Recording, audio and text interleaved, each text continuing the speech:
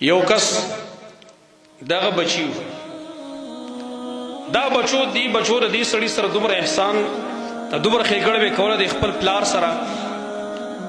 چې وایي دیو به د لورې ځینې اوبه راوړلې اوبه به یې راوړې هلته به سواري وي اوبه کول نو خپل پلار یې ډېر سپین ږیری شوی بوډا شوی او غریب به ګرځېدی هم نه شو نو وایي دې بچو به دا پلار ځان سره په سورلۍ باندې کېناو او هسې به یې ځان سره به وته چې زه چکر به م ولګوي لږ به یې بار دغه شي دا فضا کې به لږ کښېني صحرا ده لږ به یې طبیعت برابر شي نو به ځان سره په سورلۍ باندې بوته هره ورځ به یې همدغه شانته چل کاوه چې بوته هلته یو پیو د هغې نه به یې اوبه راوړلې نو چې کله به دا ورسېدل ته پلار به یې راکوز کو د یخنۍ موسم و د یخنۍ نو پلار به یې راکوز کو بیا به یو غاړې ته کېناو هغې ته به یې مخې ته اور بل کړه چې ته دې ته ګرمېږه موږ به دا څاروي مو اوبه کړو او بیا به دا خپل لوښي موښي ډک کړو د دې کوهي نه او بیا به ځو د خیره همدغه شان کار به یې مخه باندې کوو په دې کې یو بل کس دی هغه راغی دغه سره خپل زوی م ورسره دی او دا زوی او دا پلار راله دوه په دوه باندې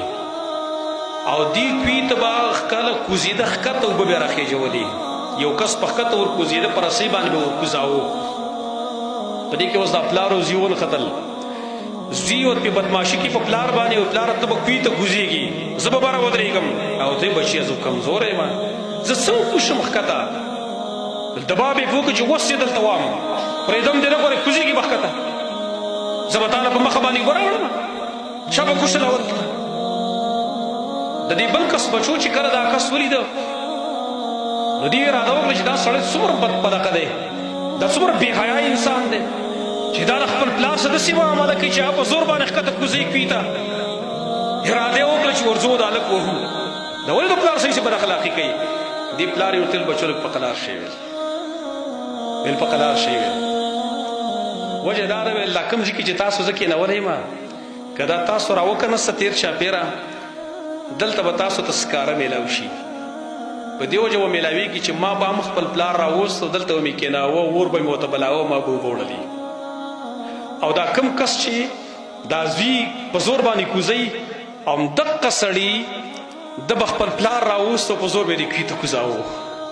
نن د هغه بدله چې هغې ته میلاویږي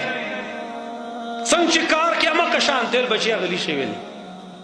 دا د پلار سره معامله کړې وه نن داسې هم دا معامله کېږي او ما د خپل پلار سره دا معامله کړې وه نن تاسو دا معامله ځکه ما سره کوئ